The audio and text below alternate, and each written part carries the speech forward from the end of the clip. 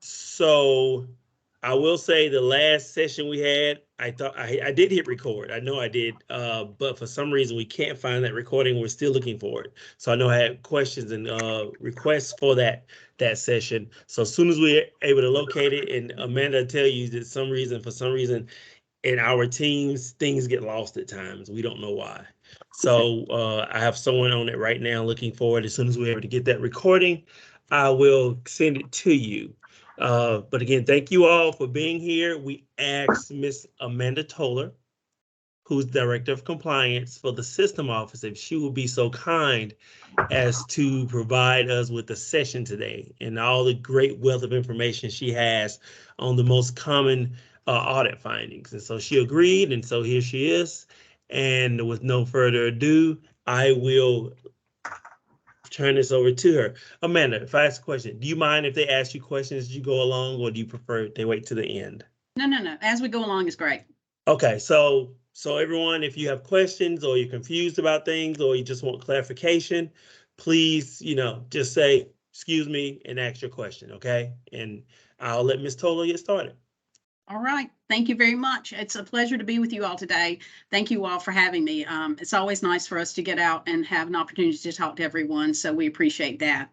I have been a compliance examiner for a number of years. I have worked at a couple of community colleges. I taught CCR when it was called Basic Skills. I've taught in multiple locations. I have taught on the curriculum side as well. I've taught Con Ed. And I have been a compliance examiner at a community college too. So I do have an understanding of what it's like for you all at a college. So I have a PowerPoint presentation for you all today. As we go through, I tend to talk fast. So if you want me to slow down or repeat something, then just let me know. If you have questions, then by all means interrupt me. This session is for you all. So stop me and ask, and just let me know what works best for you. I'm going to share my screen.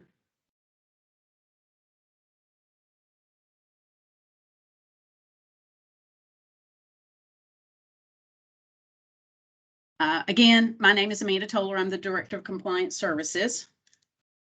We have I have my contact information listed, and my office is at Wake Tech at the Public Safety Campus.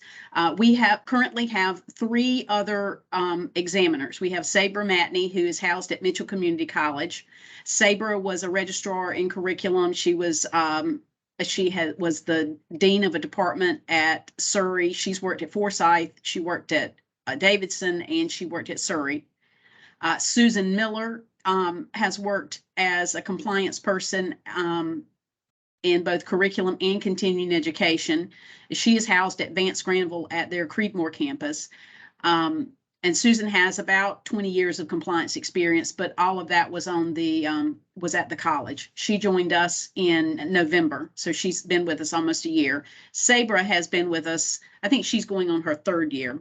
And then our most recent addition to the team is Norman Cooper. Norman is housed at Nash Community College, and he has worked on the financial aid side of the house. Sandra Jarvis is a compliance examiner, but she has been pulled off of our team to help at the system office on a project. So if any of you all have been contacting Sandra, if you'll just send your questions to me or to any other member of the team, that would be helpful. Again, she's working at the system office on another project for a while. Our mission is to conduct biannual compliance reviews for all of the colleges, and we're trying to ensure accountability and credibility. And we do that in a consultative and proactive manner. And what we are doing is providing coaching so that we make sure that everyone has a level playing field. But if you have questions that are a compliance question, then we welcome the opportunity to answer those questions. A number of years ago, people said, well, I don't want to contact my compliance examiner. If I ask them a question, they're going to find that later. That is not what we do. We try our very best to get an answer to you so that you're not making any mistakes. And if we don't know what the answer is, then we always try to send you to the person at the system office who does know what the answer is. These are the references that we use when we're conducting a compliance review. We use the general statutes, and we use state board code. Then we use numbered memos that have gone out. I'm sorry, did somebody have a question? Okay, sorry. We use the college's procedures and policies and your college catalog. We don't write anything or have any conversation about anything that's not in some of those references. And if sometimes things are in old numbered memos, and that may be the only reference we have, but for everything that we do, there is some sort of reference. This kind of gives you an idea of what the compliance review process is. 4 weeks before we said at the beginning of the year, we set our schedule, and our schedule is based on a number of things. It is based on that we probably are not going to be going to the western part of the state in the winter because we're going to face snow. Tri-County is probably never going to have a review in January. Likewise, it's hard for us to go to the coast in the fall because, one, hotel rates are expensive before Labor Day, and two, we have to deal with hurricanes. So we have to set our reviews. We set our reviews internally, and then what we do is 4 weeks before we're going to come to a college, we will send we call it the save the date email to the president. We copy the president and his assistant, and we say, hey, these are the dates that we'd like to come. Do these dates work? We try to stay on the schedule that we have set. So we recognize that if you have a SACS visit or you're having a financial audit, those are kind of difficult events to have going on during a compliance review. So if you all have an upcoming SACS review or a financial audit, we will usually try to move it and switch our colleges around. Other than that, we try to stay on task and on our schedule. We understand that it's going to be hectic if we come during the time where you all haven't had, where the ICR is due. But you have to understand that the ICR is due for all 58. So somebody has to have a review during the ICR period. So we are mindful of that. What we try to do if we're going to be on campus during the time when an ICR is due is we try to give you extra time to get our answers back. 2 weeks before the review, when we're going to show up on site, we send the samples and the compliance review list. And when you receive that compliance review list and when you get your samples, that means that the review has begun and you cannot make any changes to the records at all. When we send that compliance review list, we have a couple of things that we're asking for. Some of it are staff names that we need to have so that we know who to contact when we're on campus.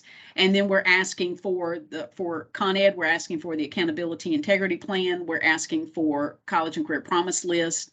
And so the sooner you can send that to us, the sooner we can send it back to you so that you have plenty of time to get to pull the information. Usually that's going to be the college and career promise list, which sometimes we will pick our students and then send the names back of the students that we would like to review.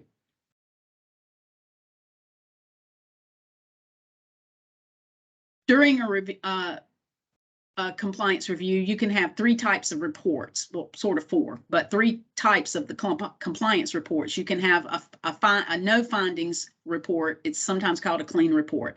That means you get a report and it says, thank you very much. We didn't find any hours. We'll be back in 2 years.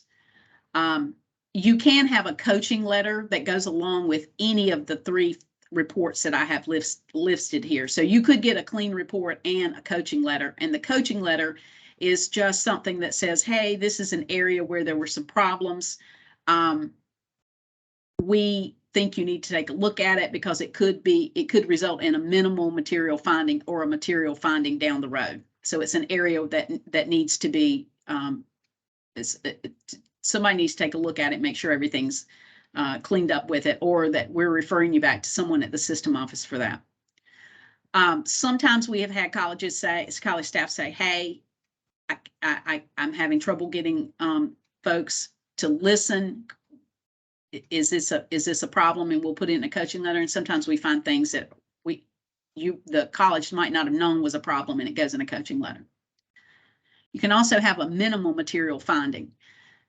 When you get your sample, if you have hours that were reported greater than 1% of the hours in that sample, then you'll receive a minimal material finding. So if you have, and that's in 3 areas, that could be in curriculum, continuing education, and or CCR. So it can be in any of the 3 areas that we review.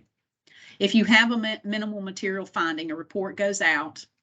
The college has 30 days to respond with any additional documentation, and then a decision is made at the system office about what hours stand, or if the documentation provided changes things. If you have greater than 5% error, then you have a material finding, and that means that you will revert, the college will revert funds. We had a couple of colleges that had material findings this year, and that resulted in a reversion of funds. If you have a material finding, then you will have another review the following year. So it might not be that you have a material finding in curriculum, but you will have another review, the same. We review everything. We review all areas again if there's a material finding. Does anyone have any questions about that?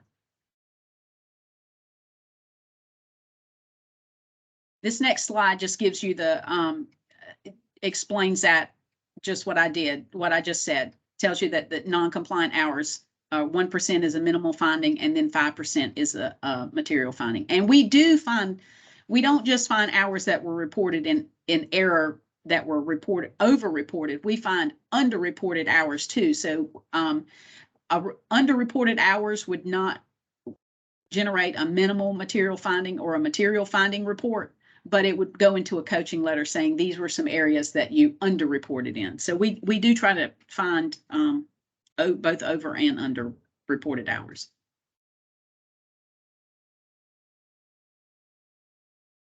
These are the areas that we reviewed totally for the whole college. And this is a good idea in case you have someone who from the CCR side or CE side of the house that's talking to you about it. You'll have a better idea.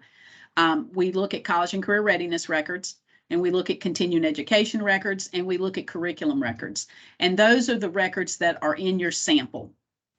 And that sample, as I said, that sample goes out 2 weeks before the review starts so that you have plenty of time to pull those records. We also look at Basic Skills Plus in both continuing education and curriculum. We look at BLET in both continuing education and curriculum. We look at Skills Lab, which is your tutoring area. We just look at curriculum for those. We look at Career and College Promise in Con Ed and curriculum.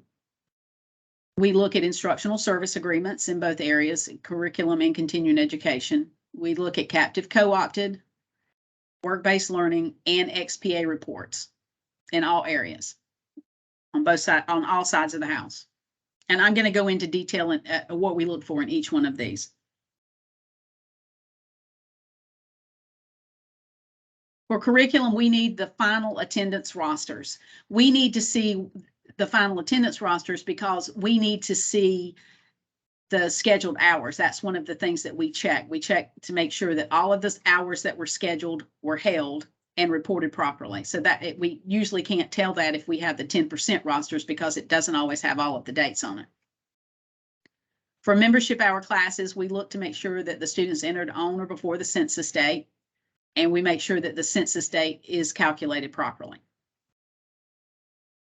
For contact hour classes, we look at the documentation that shows their time in and time out. Now, this is usually in curriculum, this is usually going to be an independent study class.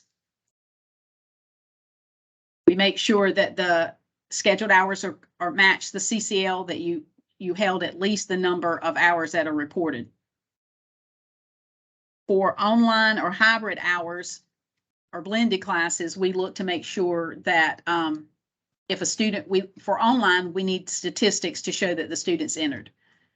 For a hybrid class, we look to make sure that the students, if they entered in a seated class, we check that on the roster. If they entered online, we have to have statistics for that.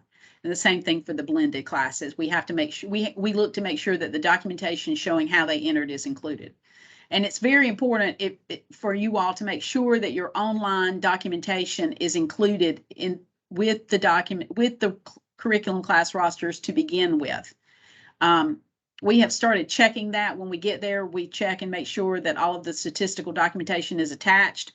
And if we find that it's not, we usually have to ask for it. And that can become a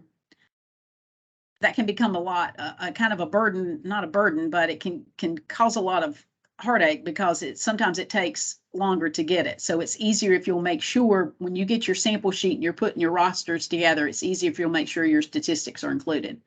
And then we make sure that the instructor signature and date is on the roster. Does anyone have any questions so far? Okay. For clinical documentation, we also ask that you give us the clinical documentation for any class that has clinical hours associated with it. That's one of the things that we usually find that we don't get. And so that would be for your nursing classes, your sonography classes, EMS, things like that. The clinical documentation needs to be clear and concise and accurate, and it needs to be such that we can understand it. If we can't understand it, we'll just ask a question. It doesn't mean that it's incorrect. It just means that we have to ask additional questions. We need the dates, the times, and locations for the students and where they are. And then you all need to make sure that you're checking that there is no overlap between class and clinical hours. That typically is going to be found in EMS classes. And typically we find it more in continuing education than we do in curriculum, but we have found it in curriculum classes as well. Amanda, I have two questions in the chat. The first one is, we've heard some schools only take attendance through census. The full roster is still required with just dates, correct? Yes, the code says that attendance must be maintained through the census date, but we need all of those dates because what we're checking is to make sure that the correct number of hours, the scheduled hours, were correct. Okay, the next one is, are there any non-attendance taking school? Does that mean they only take through census, or non-attendance at all, or no attendance at all? I can't read it there. I'm sorry. We have to have attendance through the census date. That's required from code.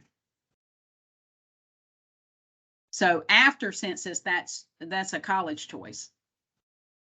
But up to census is required. And we need to see all of the dates too. What we're starting to see a little bit with self-service, and we've just finished our first review. We were seeing that not all of the dates are on the roster, but the previous director, Tammy Hill, and Sonia Bartley had done a number of trainings, and we had listed that it is required that we see all of the dates up through the census date. We understand that self-service is new, and so there's going to be a learning curve for that. So we are working with colleges, but it does need to be, the dates through the census date do need to be on the roster.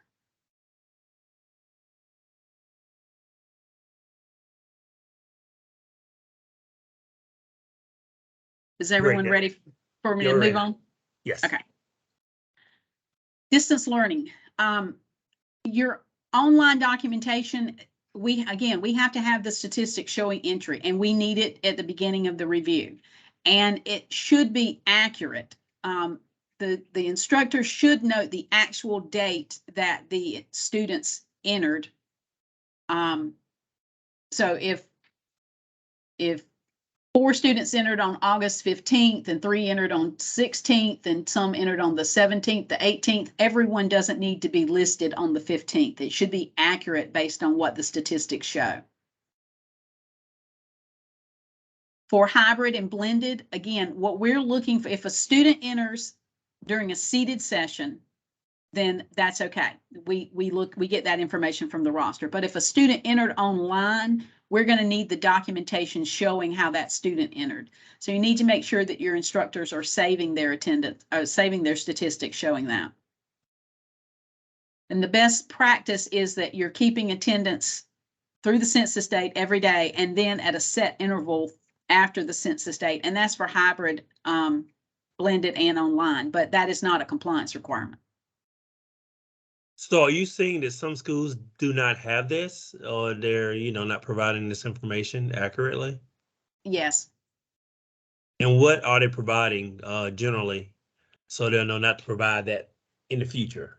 Well, sometimes for online statistics, we have had colleges that said, oh, well, we can't get that documentation. We didn't save it. Well, that's a problem. And in that case, the hours for online classes that didn't have any statistical documentation showing entry, those hours would be accepted and included in a finding. Everyone, well, not everyone, colleges get to choose whatever LMS they're using. But we need the documentation from your particular LMS to show us how your students entered.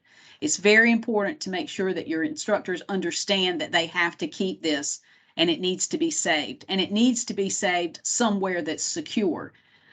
We have had colleges that said, well, we had this instructor and they were angry when they left, or they got their job was terminated for different reasons and they didn't save their online documentation. Then it becomes a problem for the college. So it's important to make sure that that is saved in a safe spot so that it can be retrieved during the review. It's probably a little overwhelming for someone who's a registrar to check every online roster to make sure that the students are entering, that the instructors are entering the students accurately. Every college is going to have a different way to do that. I would suggest that spot checked to make sure everything is okay. If we find that everyone entered prior to the census date, but the E's were not listed on the correct dates, we'll have a conversation with you about that. As long as everyone is entered, it's just a conversation. Now, if you can continuously do it, it may go into a coaching letter. But really what we're trying to do is make sure that your staff are entering it accurately on the roster. Did that answer the question? I'm thinking so. I have one more question. We always submit syllabus quiz rosters showing when each student submitted the quiz, and we use that as their entry for the online classes. We verify the date and the P on XATT2 match. Yes, that's what we need. The documentation of when they did the quiz. Okay. Mm-hmm. And it's easier if colleges will use the same quiz for entry, because I think what you can do then is print everything in a shorter, it doesn't require as much documentation to be provided to the compliance examiner, and it makes it easier for you all to check. So if everyone is completing the same thing, that's easier. But if a student completes, if everyone's supposed to do the introductory quiz, but somebody does the, chapter 1 assignment, as long as it's before the census date, that's fine too. And you provided some good information. So I'm going to tell everyone again, if you have questions, ask. If you don't want to speak, go ahead and put it in the chat box like Hillary and Michelle did. This is a safe space. This is only being recorded, not to hold it against you, but only being recorded so I can send it out back to you in case she says something that you need to follow up on or miss something that Ms. Toller said. So, but please feel free to put any questions you have in the chat box or to speak up. Either way, safe space. No one's going to hold this against you at all. No, okay? No one's going to hold us against it. And if you have any questions and you want to reach out to any of us directly, you're welcome to do that too. You can send us an email. And I'll tell you at the end about where that is and then how to contact us otherwise. No, the more questions, the better. I get tired of hearing myself talk. All right, we look at Basic Skills Plus. Before you get started, there's one more question before you get started. Okay. How rigorous does a CEA need to be? What's the CEA? What's a CEA, Michelle? Course entry assignment? Probably so. That's a college decision. Yes. We don't look at the quiz. We look to make sure that the quiz was completed. And it needs to be completed. I do want to stress that. It needs to be completed, not attempted. And sometimes it will show that it was submitted but it's not graded, that's okay too. We just need to make sure that they've completed it. They can't just go in and look at something. You can't just go in and look at the syllabus and count that. They actually need to complete an assignment.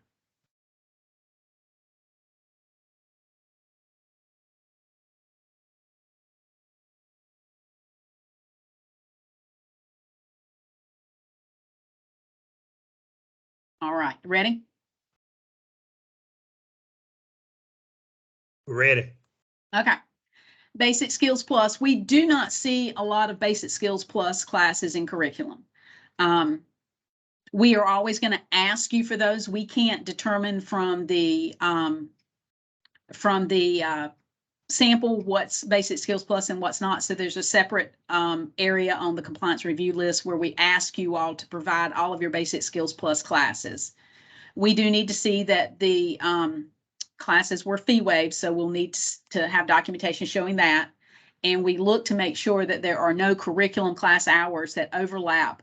Your curriculum class doesn't overlap with your CCR class. And we do make sure that they do have to enroll and be in a CCR class.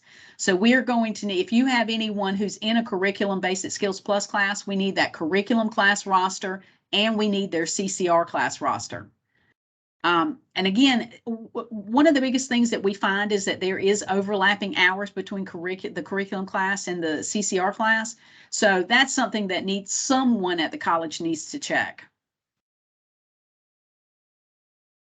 But again, we aren't seeing as many of those classes as we did at one time.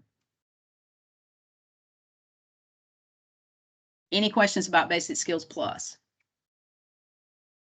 And when you, if you have a curriculum class that is part of the sample and it's also a Basic Skills Plus class, just flag it some way to let us know.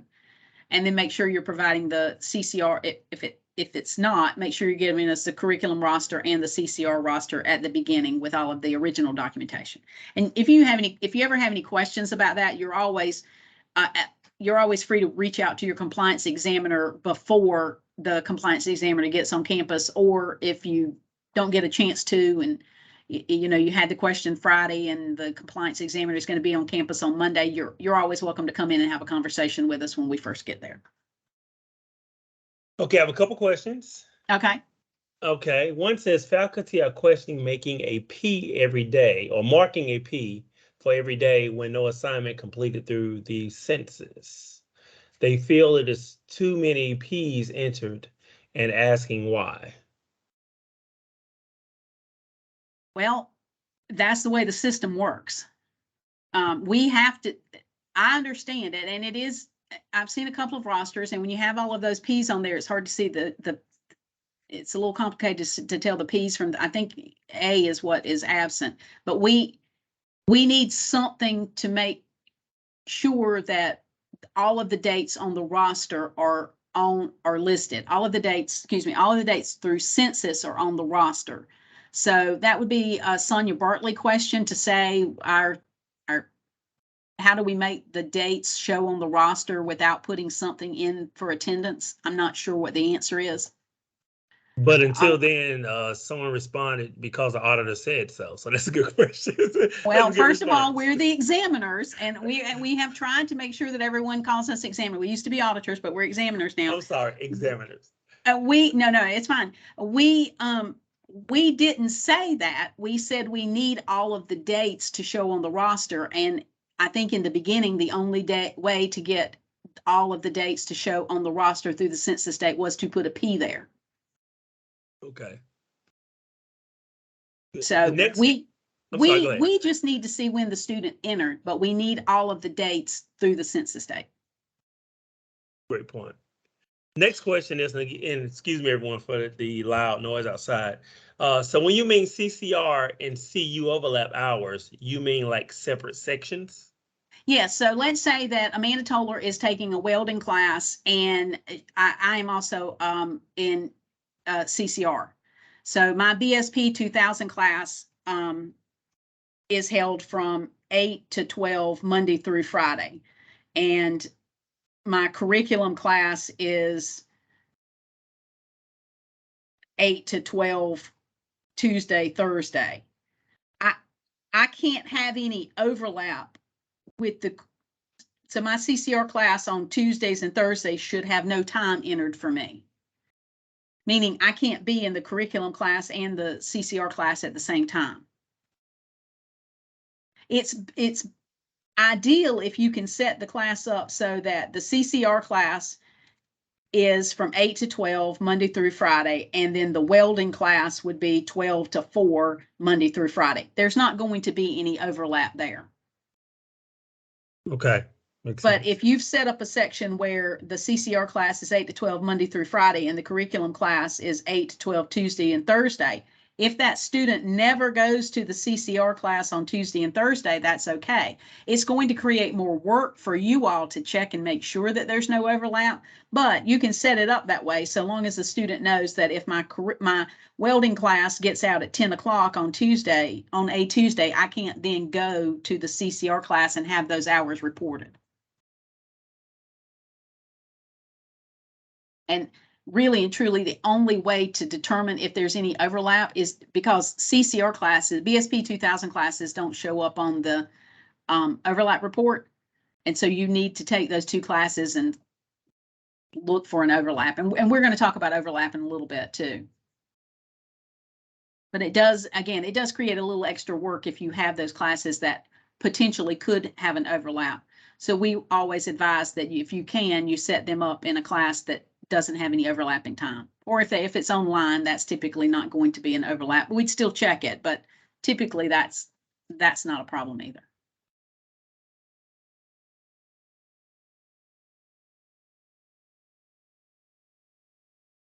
Any other questions about Basic Skills Plus?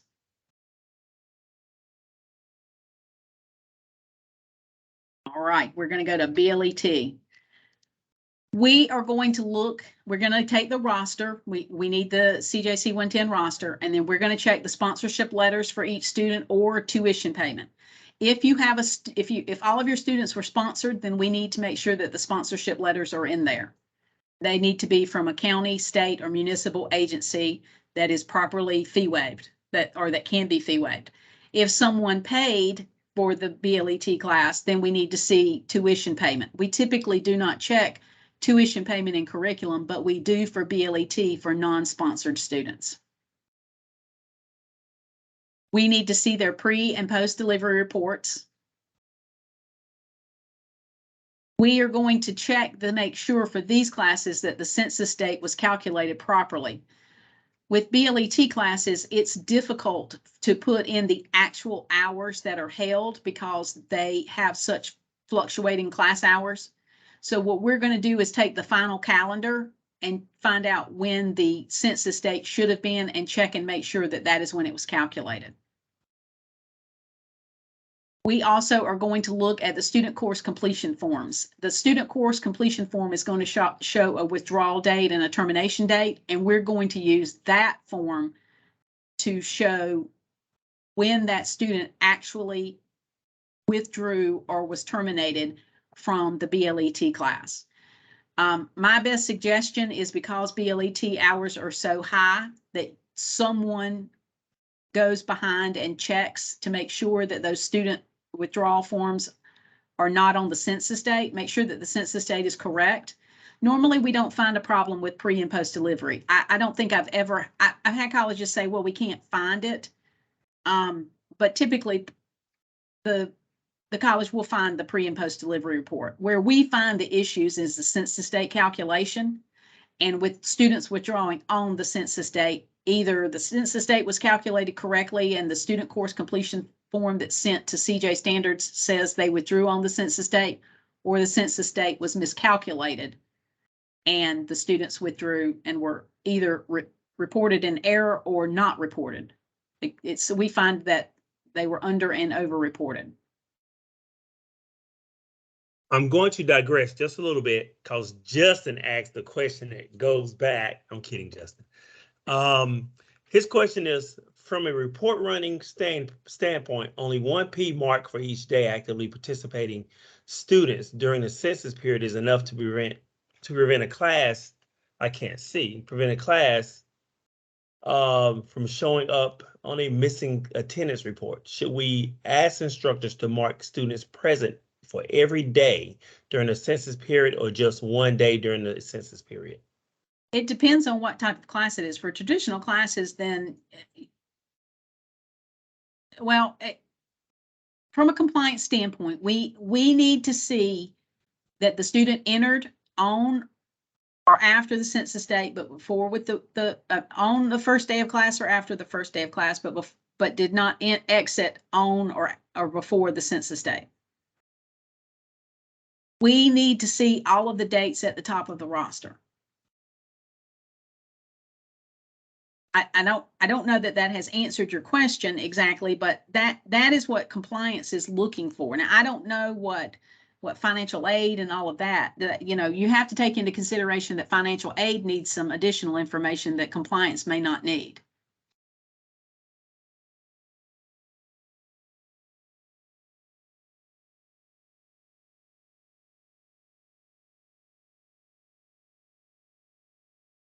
But we are mindful that instructors do not want to have to go in and put P's every day for the class.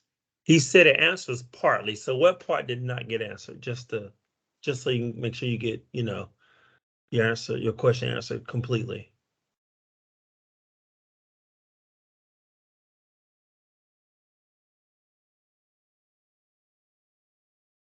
He said it gets tricky with online synchronous asynchronous, but when the class meets every day of the week.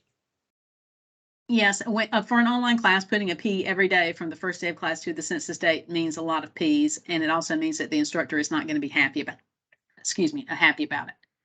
But again, from a compliance standpoint, we need to see the day the student entered and all of the dates up to the census day.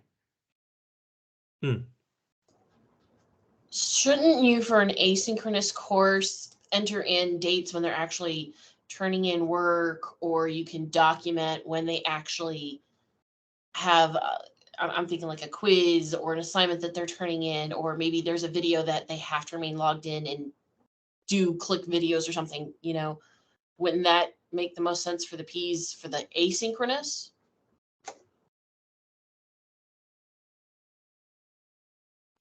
That's a kind of a college decision. Again, all compliance needs to see is when they enter to make sure they didn't withdraw before the census date. And we need to see all of the dates up at the top of the roster. I mean, if they have something due after the first day of class and before the census date, yes, they can put a P in for that day. So that pretty much shows activity, and that the student didn't drop the class because they have activity work during or before the census date. Again, we need to see that they entered, they didn't leave too soon, and we need to see all of the dates. And I think self-service has made things a little bit more complicated with the way it's done. And we just kind of have to work out the kinks in that, all of us.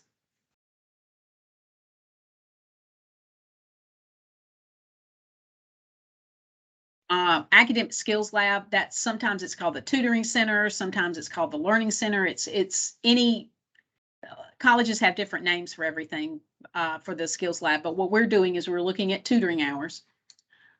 We make sure that the hours are reported as 60-minute hours.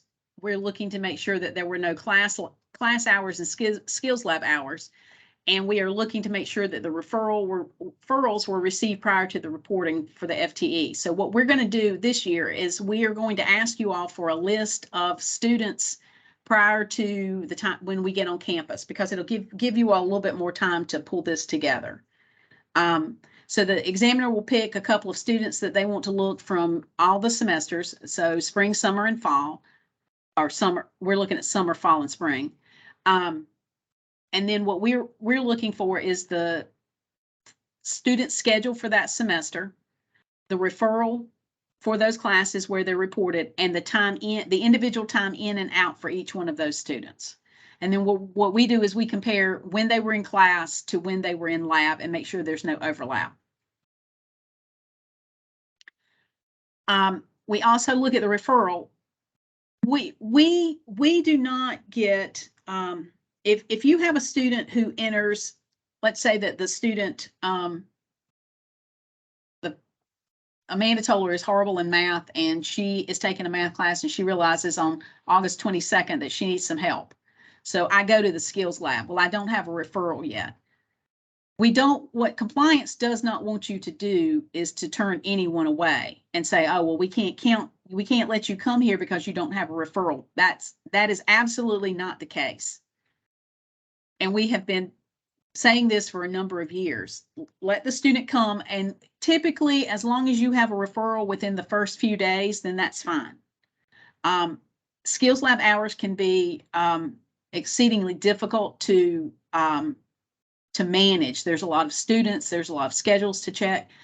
What we don't want to see is that Amanda comes the first day on August the 22nd, but she doesn't get a referral until November the 14th. And you've counted all of the hours from August the 22nd until November. So we do realize there's a little buffer time there for the referrals. I have talked to folks at the system office, and there is hopefully going to be some changes with Academic Skills Lab. And one of the things would be that students no longer need a referral, which would be great for everybody. But right now it's in code that, they have to have a referral. So we do look at that referral. We have not found any issues in Skills Lab in a couple of years. So it's not usually something that's going to be a huge problem area.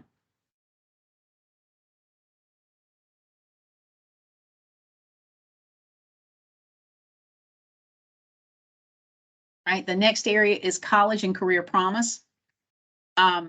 Students cannot be enrolled in more than 2 pathways, and including your Con Ed pathways. We are starting to see more colleges have folks in Con Ed, and so your curriculum CCP staff and your Con Ed CCP staff need to talk.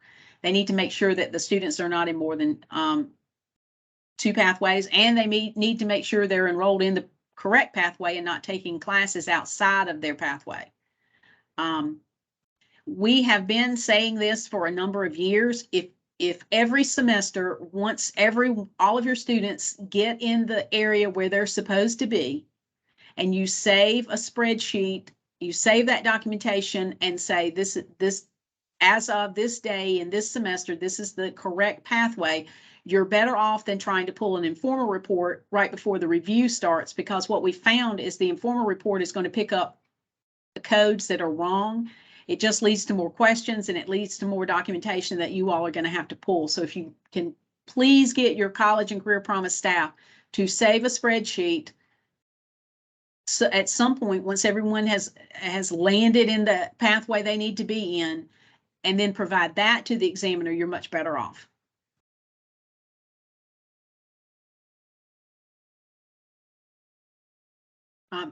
Typically, the biggest thing that we find is that college and career promise students took a class that's outside of their pathway, which can add up sometimes to a number of hours, but that is typically what we're finding.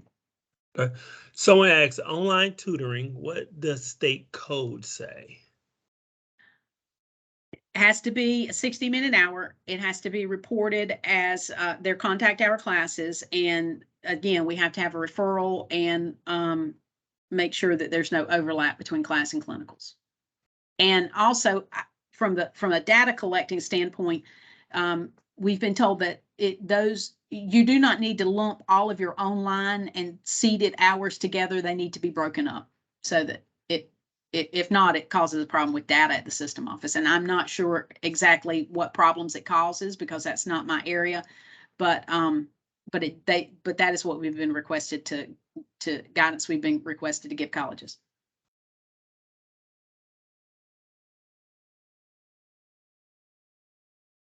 But we need the same thing, the time in and time out for the students. Does that include such tools as NetTutor? Yeah, it's whatever you all use, whatever the college uses is what we go by. And it is easier if you will just report them under one prefix. Some colleges report them as English, business, math, not writing, but they report them at all different prefixes. You have to you have to make a manual adjustment for these on the ICR. And when you start making a lot of manual adjustments, it becomes hectic and it leads to a potential to make an incorrect adjustment. So if you're putting them each semester, if you will put them, your online hours as one and your seated hours as another, that's the easiest thing. It's easier for us and it's easier for you all. Now you can break them down internally so that if you want to know how many hours the writing lab had versus the math lab, you can do that. But for reporting it on the ICR, it's much easier if you report them just your online hours and or your seated hours.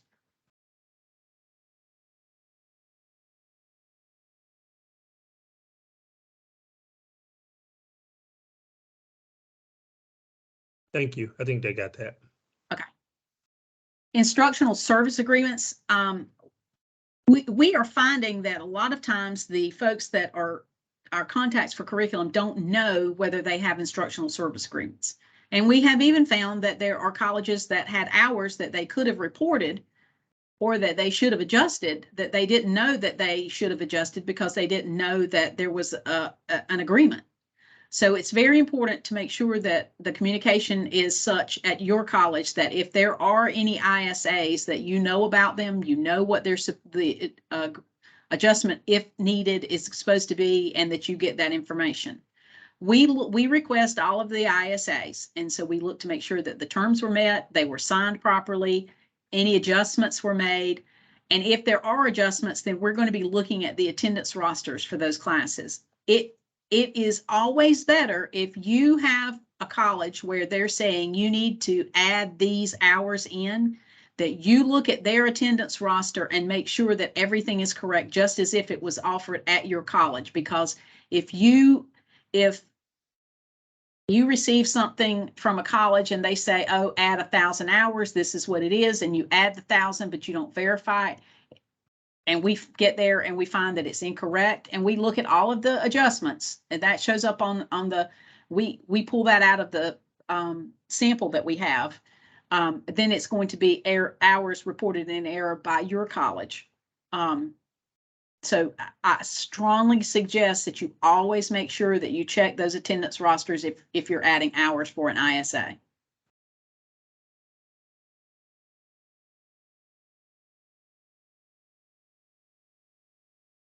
No questions so far. Okay. Captive co-opted, usually those are prison classes. We make sure that the classes are approved. They can be membership now, or they can be contact hours.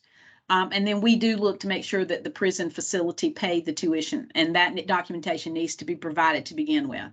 And then we're going to look at your captive list of approval, make sure that that program was approved, make sure that class was approved, and then we're going to check it just like we would any other class. And again, this is another one where we do check to make sure that the tuition was paid.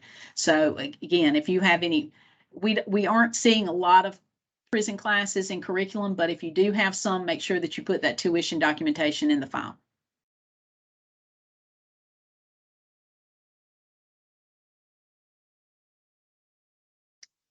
Right. Work-based learning. We need to have a workbook for all of the students. We need to make sure that the student entered, and how they entered, they can enter through an orientation, or they can enter starting the work experience. If they enter through an orientation before the census date, that's fine, but they have to start the work experience, and we need their timesheets. My best suggestion is that you always make sure that your work-based learning folks tell them that after the census date, they have to get a copy of their timesheet, so that if something happens and they don't finish, you still have documentation showing that they entered and that they started the work experience. That's one of the biggest things that we find, that a student leaves and they say, well, we forgot to get the timesheet. Well, then those hours can't be reported. The student workbook should have all of these: the transcripts, the application, the MLOs, the employer consultation, the student evaluation, and again, the timesheets. And that's everything that's in code. We're just looking at code to make and looking at all of those workbooks. So when you're pulling your sample, you'll pull the the roster for the WBL class, and then usually it's the WBL staff member will pull the workbooks for us.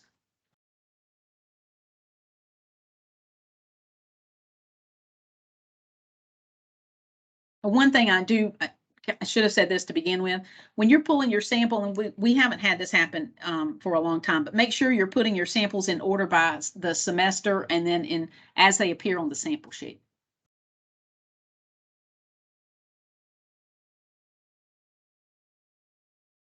All right, if no one has any WBL questions, we'll move to everyone's favorite, the XPA reports.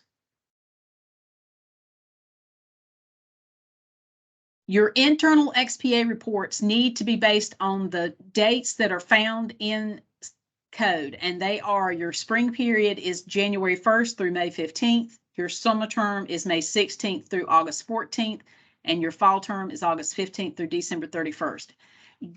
Your spring term is not, or your fall term is not, you started on August 15th and it runs until December the 10th. When you're pulling these reports, you need to put all of the dates in there. It typically does not affect anything except the overlap report. And we'll get to that in just a second. But these dates are in code, and these are what your semester dates are. Question: What is the best way to calculate census for WBL?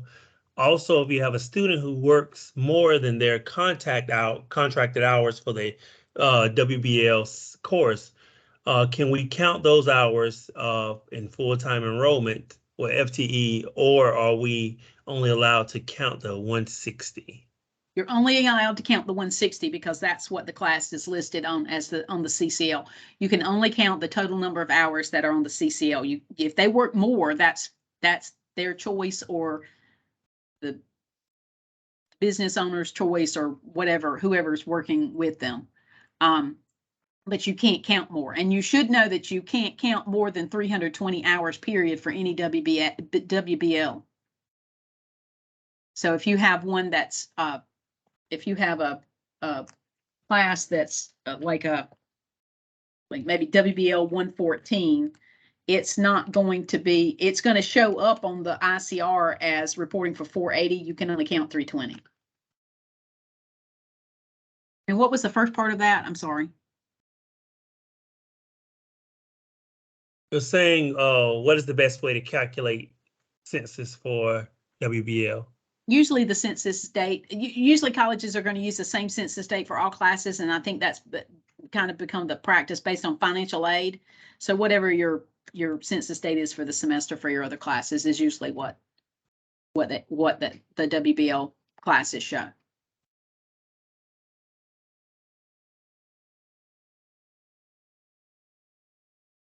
We do, since we're talking about WBL, we are going to look at the XPAA report, which is the report that shows all of the students who took a WBL class.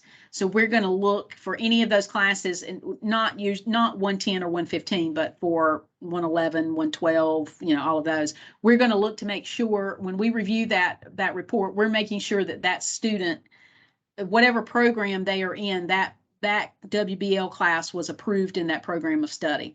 Someone at the college should be going through that every semester and signing off and saying that they reviewed it. If it's okay, just write okay. Sometimes a student will be listed, sometimes it'll pull like a special credit, and then all you have to do is write in they were welding, and that was, WBL 111 is approved in the welding.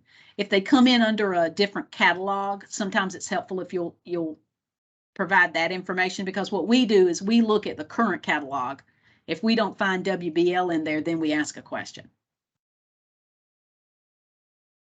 Sometimes we find errors on that report, but not as much as the overlap report. So I want to skip the overlap and go to the underage report real quickly. We typically do not find any problems with underage reports in curriculum. We look to make sure that they're coded correctly and the proper program of study, and again, someone needs to review that and list this. Yes, this student was, they can say they graduated and at such and such a date, they were 17, but they were already a high school graduate, whatever the answer is to that. But that does need to be reviewed internally, and it should be reviewed every semester. Before all of these reports should be reviewed internally before this ICR is submitted if possible. Sometimes with the overlap report, it gets a little, it can be very difficult, but it still needs to be done every semester before the ICR is submitted. So for the overlap report, we are finding this has become a problem at almost every single college. In curriculum, usually what we're finding is that the run dates are not the dates that were listed on the previous slide. So we're getting that for overlap that the semester began on August 15th and it ended December 10th. Well, that's not the proper term. You need to be using the terms that are the dates that are listed for the term in the code. So it should be August 15th through December 31st. When you run that overlap report, it needs to be done after the semester is over. It should be a mirror image of what Con Ed is reporting. It should be the same. And what we're finding is when you're running them with different dates, they're not the same. And if they're not the same, the overlap potential for overlaps not being adjusted is greater. If there is an overlap, an adjustment needs to be made somewhere. You want to do that so that it benefits the college. So if you have a student who's taken a biology class and that student also took a CPR class in Con Ed that overlaps, then you would want Con Ed to take the CPR class off, then adjust those hours. But I always tell colleges, it used to be that money was curriculum or money was continuing education, and it was very difficult to overlap. Now the money flows through those areas a little bit easier. So if you find that you have a lot of overlaps in curriculum, I mean, Con Ed has taken 75 or 80 hours, then you might want to take, if you have a class, an English class that overlaps with something, you might want to take it just so everything kind of evens out. That's an internal decision. It used to be that Con Ed took all of the hours off regardless, but it doesn't need to be that way anymore. So there needs to be a conversation held between curriculum and continuing education to make sure that everything is being adjusted, that everything is being adjusted properly, and that everything is fair to both sides of the house. So question, can you clarify how we should report BWL hours? You gave examples of BWL 114 and only counted 320 hours instead of 480. The other classes will report on the ICR properly. So like a 111 class will report as 160 and a 112 is going to report as 320. But it's in code that you can only count 320 hours for a WBL class.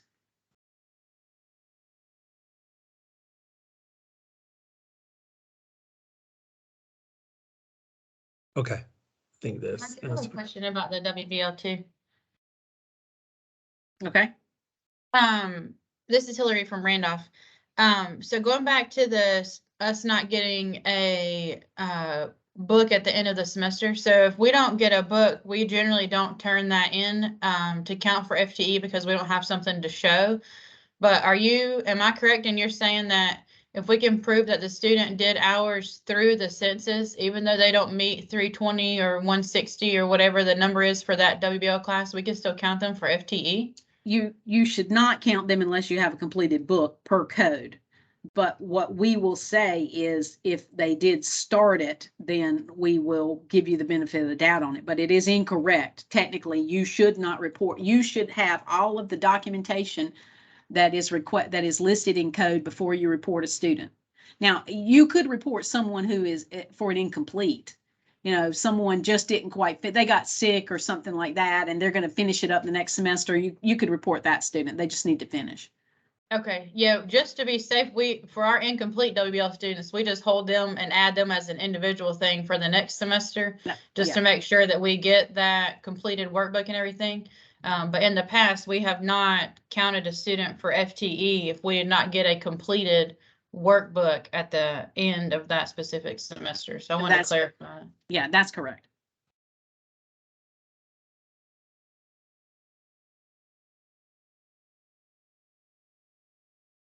Anyone have any questions about the XPA reports? And we are always going to look at these XPA reports, so you need to make sure that you have them. And you need to make sure that you review that, and they need to be your working copy. I don't want to see a fresh copy that you just, I'm supposed to show up on your campus on August 22nd. I don't want to see that the report was run August 19th. That doesn't do me any good, because all I'm going to do is hand it back to you and say, I need for you to check these.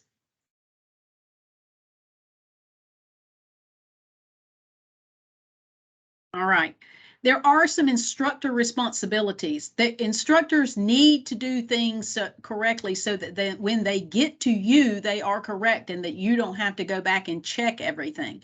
It is I'm gonna almost put you on hold right impossible. there. I got one more question that came in Okay. probably with the last thing you were referring to, so I don't want you to get too far in. Okay. For CE to CE overlap, say it again.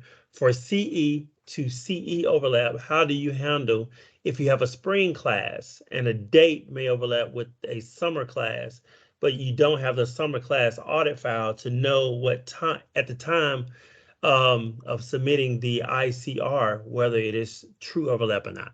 Did you say CE to CU? CE to CE. CE to CE?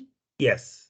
Well, if it's CE, even if it was CU to CU or CE to CU, it would, you can do it one of two ways. One, you can hold it, because that student is not going to appear on the next overlap report.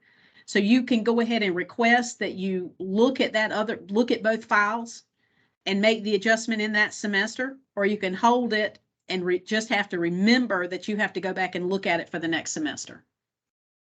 And that's a choice that whoever's doing the review, the review of that report has. I always thought when I had to do it, I thought it was easier to go ahead and look at it then and just, get the instructor to send the class and see if it was an actual overlap, then we figured out where it needed to be adjusted.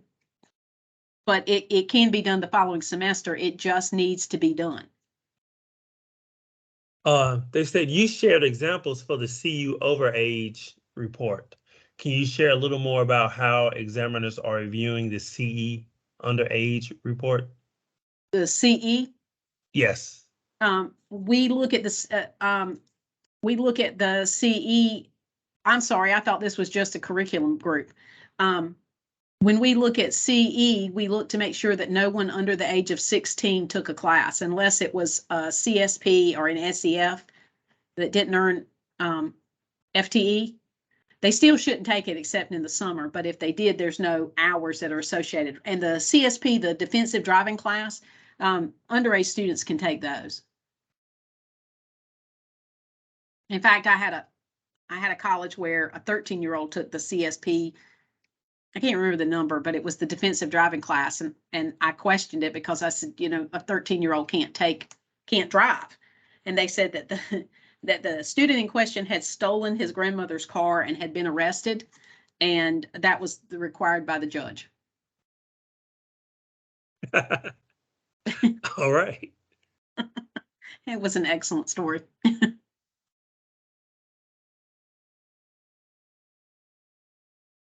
I think that answered the question. And for Con Ed, there is not an XPA report for WBL in Con Ed, but we do pull those classes and look at them.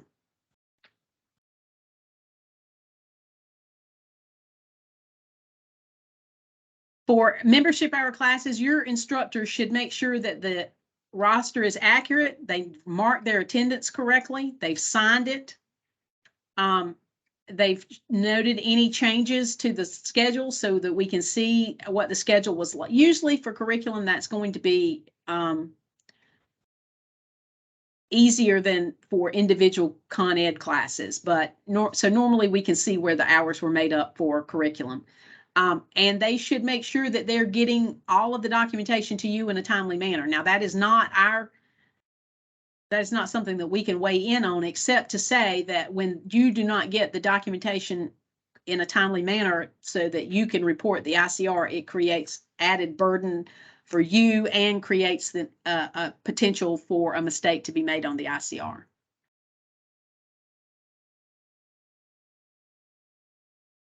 If you have for contact hour class, everything's the same, except they need to make sure that the class is dated no earlier than the last day of class.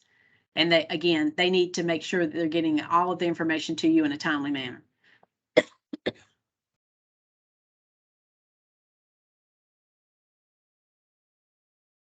Maintenance of records, it is better if we just have one attendance records and we prefer that they're the original. With self-service, that's usually going to be printed from the system, and that's not as much of a problem as it used to be, but sometimes we still do see it. We need to make sure that all of the information is on the roster. Again, that's sort of changed over the years, but sometimes we do still see it. Attendance should be documented, and distance rosters should have the same information as any other roster.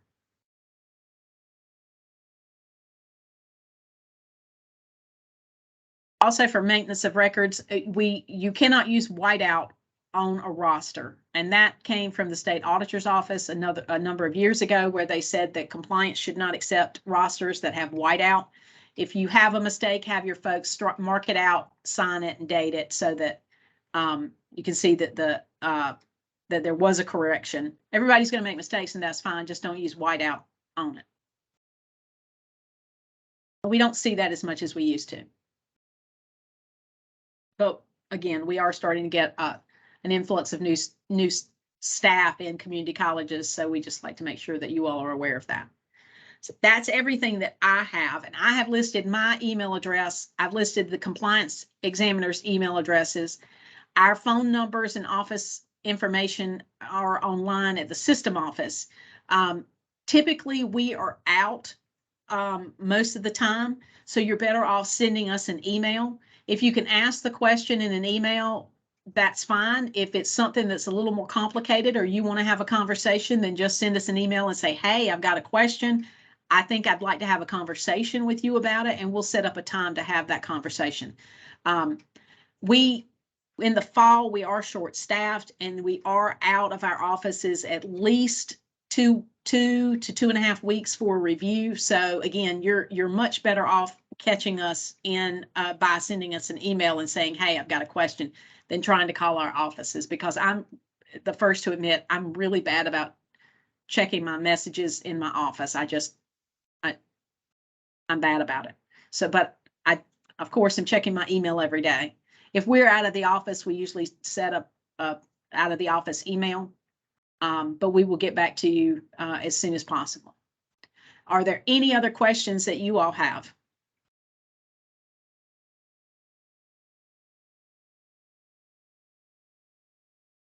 This session will be, again, once it's converted to YouTube, we will send it out. And Ms. Toller, can we have a copy of this presentation to send out with it, just in case they need it? Sure, I'll send it to you. Okay, thank you. Any other questions? All right. Thank you for being on this call today. Just so you know, the next session is going to be on September the 13th. And that session is going to be, if I can pull it up, it'll come up for me. It's going to be state board code versus other policies. And so we wanted to make sure that you knew the difference, because I know some people get those conflated at times. And so our general counsel is going to do that. Her name is Ms. Tawana. Oh my God, what's Tawana's last name? Artist, to Ms. Tawana Artist, and she's going to lead that for us. So just be ready for that one. And if you have no other questions, thank you for joining us and have a great day. And I'm going to stop recording now. So if you have anything you want to say,